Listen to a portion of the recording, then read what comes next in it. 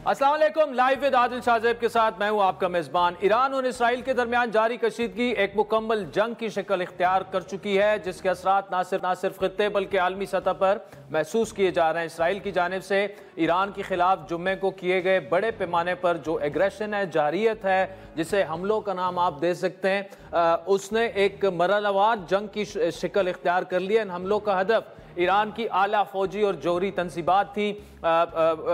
ईंधन के ज़खायर और तेहरान में दिफाई हेडक्वार्टर समेत ईरान के एटमी साइंसदानों और अहम फौजी अफसरान जो थे वो इस हदफ का हिस्सा थे। इसराइल की जानिब से आज ईरान के हॉस्पिटल और ईरान के अब से कुछ देर पहले सरकारी टीवी चैनल पर भी हमला किया गया है। इसराइली हमला होने पर सरकारी चैनल की जो आप एक वीडियो मुलाजा फरमा लें। فضای غبار آلوده استدیو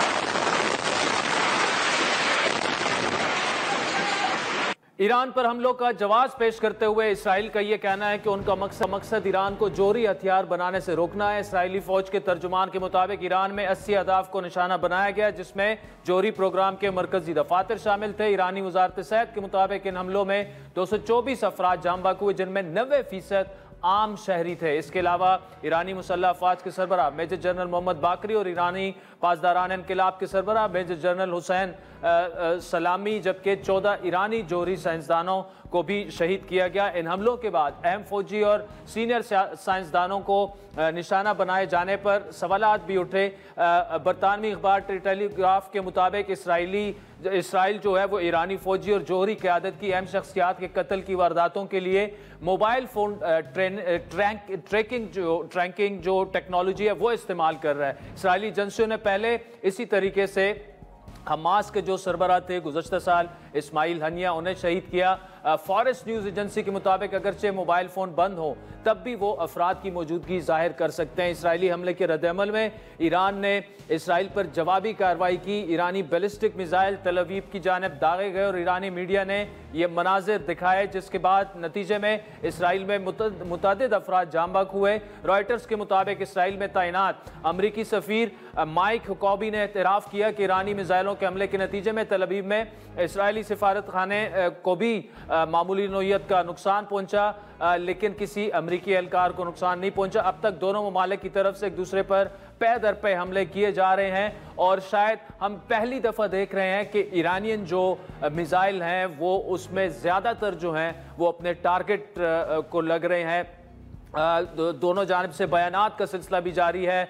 इजराइल के जो डिफेंस मिनिस्टर हैं उन्होंने ईरानी हमलों पर रद्द-ए-अमल में कहा कि ईरान के इन हमलों की कीमत तेहरान के रिहायशी अदा करेंगे। खित्ते में जारी इस बहरान के बायस हवाई सफ़र भी शदीद मुतासर हो रहा है। सऊदी अरब, कतर, रशिया, उज़्बेकिस्तान, आज़रबाईजान, तुर्क एयरलाइन और जर्मनी और दीगर ममालिक की जानिब से ईरान, इराक, इसराइल और लबनान के लिए परवाज़ें मनसूख या मुअत्तल कर दी गई हैं।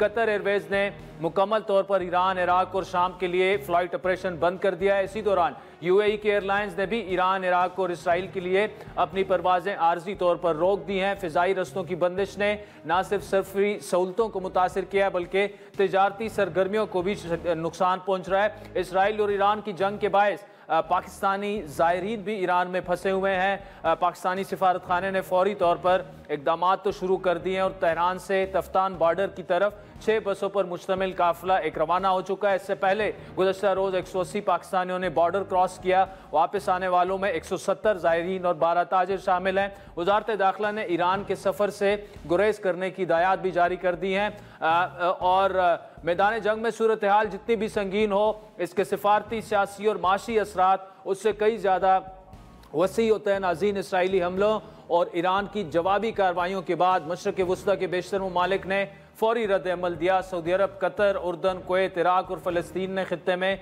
मुमकिन बड़ी जंग के बारे में खबरदार किया है। कतर और ओमान ने सालिसी की कोशिशें शुरू कर दी हैं, लेकिन ईरान ने वाज़ेह तौर पर कहा है कि वो हमलों के दौरान जंगबंदी पर कोई मुज़ाकरात नहीं करेंगे। ईरान की पोजीशन ये है कि वो सिर्फ हमलों के रुकने के बाद ही किसी बातचीत पर आमादा होंगे, जिससे ज़ाहिर होता है कि कशीदगी में जल्द कमी के इम्कानात कम हैं। इसी तरह अपने एक इंटरव्यू में डोनाल्ड ट्रंप ने उम्मीद जाहिर की कि ईरान और इसराइल के दरमियान जंगबंदी हो सकती है।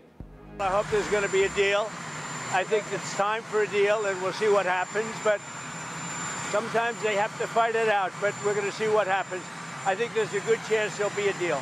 اسرائیل کے ایران کے خلاف جارحیت پر امریکہ کے ریپبلکن حلقوں میں بھی تنقید شروع ہو چکی ہے۔ امریکی سینیٹرز سمیت اہم ریپبلکن شخصیات نے ڈونلڈ ٹرمپ کو تنقید کا نشانہ بنایا ہے۔ ریپبلک سینیٹر رینڈ پال کے مطابق امریکی عوام نے امریکہ کی مسلسل جنگوں سے تنگ آ کر ٹرمپ کو ووٹ دیا۔ ٹرمپ امریکہ فرسٹ کا اصول سامنے رکھیں اور دوسرے ملکوں کی جنگوں میں شامل نہ ہوں۔ اسی طرح کانگریس مین مارگری ٹیلر گرین نے بھی اس کی مخالفت کی۔ اس کے علاوہ امریکی مبصر اینا کیسپیرین نے ایک اسرائیلی خاتون مبصر پر وہ پھٹ پڑی اور یہ کہا کہ اسرائیل اگر لڑنا چاہتا ہے تو خود لڑے، ہم امریکیوں کے ٹیکس کی رقم پر اسرائیل کے لیے اپنے نہیں مروائیں گے۔ Cross-border attacks in sovereign countries is Prime Minister Benjamin Netanyahu, and he is placing the entire region at risk because of his unwillingness to engage in diplomatic talks with people who are willing across the board to do so.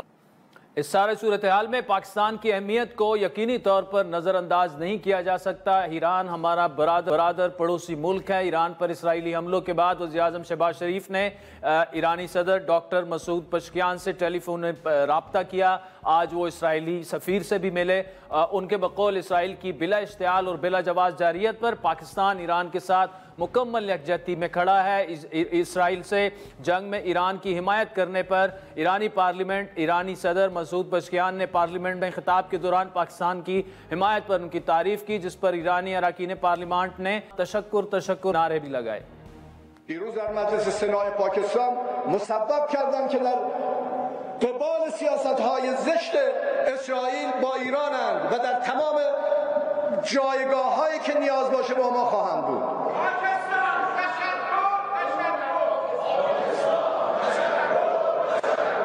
اس جنگ کے دوران fake news اور اے آئی artificial intelligence سے بنائی گئی videos بھی سامنے آ رہی ہیں۔ امریکی صدر ٹرمپ سے متعلق ایک کلپ وائرل ہوا جبکہ ایرانی جرنل سے منسوب بیان میں ایران پر ایٹمی حملے کی صورت میں پاکستان کی جانب سے اسرائیل پر ایٹمی حملے کا کہا گیا، لیکن ان تمام قیاس رائیوں کی نفی نائب وزیر اعظم و وزیر خارجہ سینیٹر اسحاق ڈار نے آج سینٹ میں اپنے خطاب میں کی۔ انہوں نے یہ کہا کہ جنگ کوئی مذاق نہیں، ہمارا نیوکلیئر اور میزائل پروگرام ہماری اپنی حفاظت کے لیے۔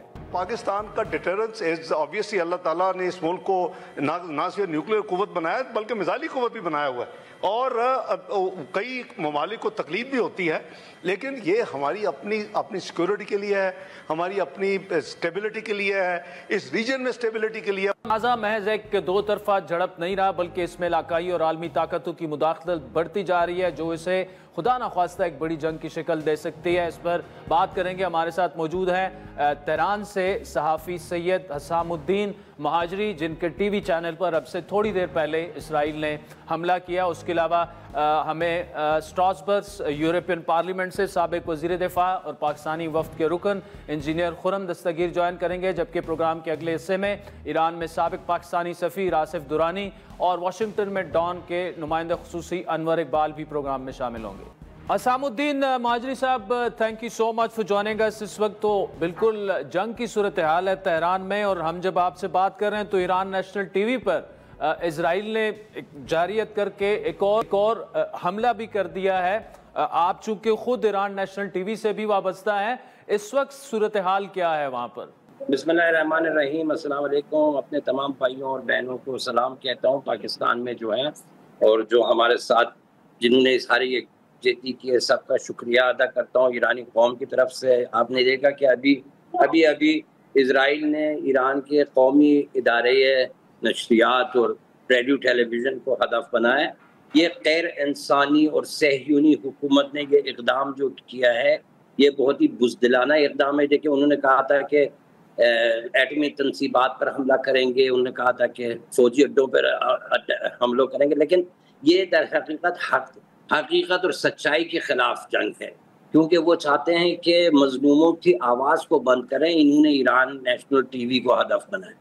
یہ ایک غیر انسانی کام ہے، صحافیوں کو نشانہ بنانا۔ ان کے کردار، ان کی تاریخ میں یہی ہے۔ صحافیوں کو کئی بار انہوں نے غزہ میں شہید کیا ہے۔ اب انہوں نے یہ اقدام جو کیا، یہ بہت ہی بزدلانہ ہے، اور یہ میں آپ کو کہہ دوں کہ یہ قابل مذمت ہیں، اور نہ کوئی انسانی طریقہ عمل ہے، نہ کوئی یہ، حتیٰ کہ لیکن یہ لوگ انہوں نے کہا کہ عام شہریوں کے خلاف کوئی اقدام نہیں کریں گے. یہ سب سے بڑا اقدام ہے عام شہریوں, کیونکہ میرے جو ساتھی ہیں ہم لوگ کم از کم ہزاروں کی تعداد میں لوگ ہیں جو کہ مختلف زبانوں میں اور مختلف قومی اور صوبائی اور شہری چینلوں میں کام کرتے ہیں, ایک ہی کمپاؤنڈ میں ایک ہی بلڈنگ میں ہیں, اور یہ سارا خدمات ہم پیش کرتے ہیں عوام کے لیے. اور کم از کم آپ بولیں 1-2 ہزار لوگ ہم وہاں پہ عام شہری ہیں, نہ کوئی فوجی ہے نہ کوئی. صحافیوں کو نشانہ بنایا الحمدللہ, لیکن کچھ نہیں کر سکا. انہوں نے جو ہمارے لائیو نیوز چینل ہے اس کو انہوں نے جب نشانہ بنایا تو ہماری جو ساتھی اینکر وہ ٹی وی پہ تھی تو انہوں نے اس کو لائیو بھی وہی کہا, اور ابھی بھی وہی کھڑی ہوئی ہیں اور بیٹھی رہی ہیں آخری لمحے تک, نہ وہ باغی ہے. یہ شاید دنیائے صحافت اور میڈیا میں شاید ایک تاریخی لمحہ ہے جس کو دنیا بھر کے میڈیا کے لیے دکھایا جا سکتا ہے. اسی ٹائم جب راکٹ لگا ہے وہ خاتون نیوز اینکر وہاں پہ اپنا انہوں نے پروگرام جاری کیا ہے, لیکن جب لائن کٹ گیا ہے دوبارہ وہ آئی ہے تو وہی بیٹھی ہوئی وہ یہ کر رہے اپنا جو کام ہے وہ کر رہی. تو یہ اس بات کی نشاندہی کرتی ہے کہ ایرانی عوام اپنے ملک کے دفاع کے لیے پرعزم ہیں, اپنی تاریخ, اپنی ثقافت, اپنے دین, اپنے مذہب کے دفاع کے لیے تیار ہیں اور کبھی بھی پیچھے نہیں ہٹیں گے.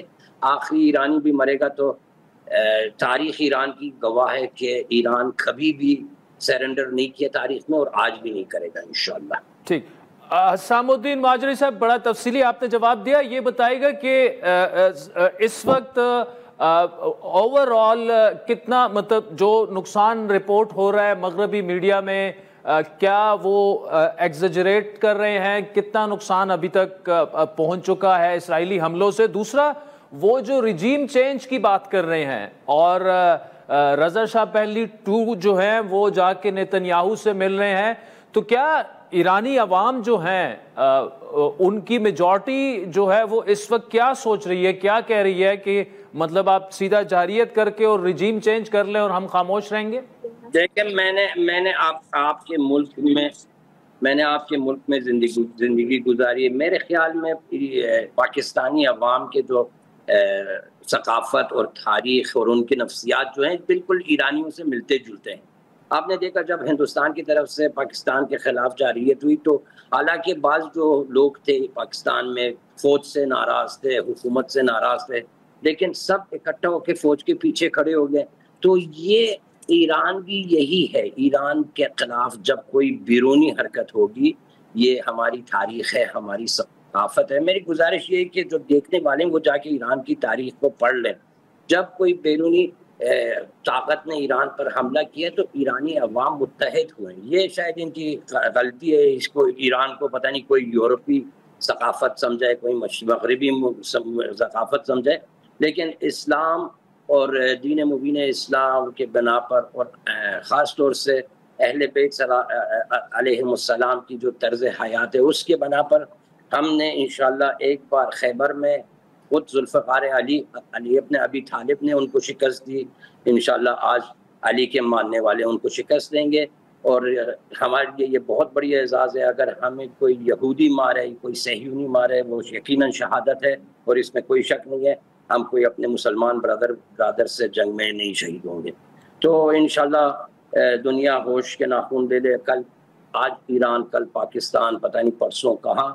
تو ہم سب کو ایک دوسرے کے ساتھ متحد ہونے چاہیے اور اپنے دین, اپنی ثقافت, اپنی مشرقیت, اپنے تمام چیزوں پر اور اقدار کے ساتھ زندگی گزاریں. یہ ہمارا حق ہے اور مظلوموں کی حمایت ہمارے مذہب میں ہے, ہمارے دین اسلام میں ہے. تو اسی لیے ہم مریں گے بھی تو شہید ہوں گے, لیکن وہ اگر مریں گے تو نیز تو نابود ہو جائیں گے. اور کچھ کہنے کے لیے نہیں. حسام الدین صاحب آخر میں یہ بتائے گا کہ جو صورتحال اب ڈیولپ ہو گئی ہے, کیونکہ نئے اٹیکس جو ہیں, نئے حملے اسرائیل نے کر دیے ہیں, ایران نیشنل ٹی وی پر حملہ ہو گیا ہے, تو کیا یہ ایکسپیکٹ اب کیا جا رہا ہے کہ آج رات ایران دوبارہ سے جو ہے اسرائیل پر جوابی حملے کر سکتا ہے؟ انشاءاللہ ایرانی عوام کی خواہش ہے ایرانی عوام سب کے سب 80 ملین ایرانی سب اس بات کے خواہش مند ہیں کہ ایرانی افواج اور ایرانی حکومت ان کے خلاف کارروائی کریں، اور یقیناً حکومت نے بھی عوام کی بات سنی ہے، اور گزشتہ 3 دن سے مسلسل وہاں کو نشانہ بنایا جا رہا ہے، لیکن ہم انشاءاللہ ان کے جو ادارے نشریات ہیں ان کو نشانہ نہیں بنائیں گے۔ ہماری کوشش یہ ہوگی صرف وہ جو ناجائز صہیونی ہیں جو ان کی مٹی بھی نہیں ہے، ان کا ملک بھی نہیں ہے، وہ کہیں اور سے آگے وہاں بسیں، تو امید ہے کہ چلے تہران سے سید حسام الدین مہاجری صاحب ناظرین صحافی ہمارے ساتھ موجود تھے، اور ان کا تعلق ایران نیشنل ٹی وی سے ہے، جن پر اب سے کچھ دیر پہلے ہی اسرائیل نے اٹیک کیا ہے۔ وقت تو چاہتا ہے ایک بریک کا، جس کے بعد سابق وزیر دفاع اور اس وقت سٹارسپس میں ہے، وہ پاکستانی ڈیلیگیشن کا حصہ ہیں، انجینئر خرم دستگیر صاحب یورپی پارلیمنٹ میں موجود ہے، وہاں سے ہمیں جوائن کریں گے کہ یورپ میں اس وقت یہ جو خطے میں ایک سچویشن آ گئی ہے، اس پر کیا گفتگو ہو رہی ہے، یورپی پارلیمنٹیرینز کیا سوچ رہے ہیں، اور پاکستان کے لیے اب وے فارورڈ کیا ہے۔